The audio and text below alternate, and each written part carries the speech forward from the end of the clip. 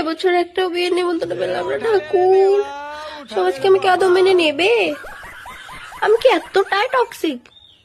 তো লোকের বিয়ে হচ্ছে, রোজ বিয়ে হচ্ছে, হোয়াটসঅ্যাপ, ফেসবুক, ইনস্টা, শুধু বিয়ে বিয়ে বিয়ে, বিয়ের ফটো, বিয়ের ছবি, বিয়ের খাওয়া দাওয়া, কিন্তু আমাকে কেউ ডাকছে না।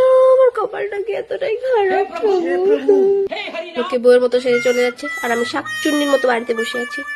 না না, আমি মাঝে মাঝে ভাবি আমার কপালটা সব সব সাইডে এতটা কেন খারাপ, এত খারাপ কেন? মনে হয় আমার ভাগ্য যখন লিখেছিল ঠাকুর, তখন বউয়ের সাথে ঝগড়া চলছিল, তার জন্য আমার আমার কপালে এসব উল্টোপাল্টা লিখে দিয়েছে। আমার কপাল কিছু ভালো জিনিস নেই, সবসময় যত সব খারাপ জিনিস আছে দুনিয়ার, সবকিছু আমার জন্য। এখন শুধু ফোনে খাবার ছবি, বিয়ের ছবি। আরে তোরা আমাদেরকে এত দেখিয়ে দেখিয়ে গায়ে কাটা গায়ে নুনের ছিটা দিচ্ছিস কেন রে? আর কতগুলো তো লুল্লু পাবলিক আছে ফোন করে বলবে এটা খেয়েছি, এটা করে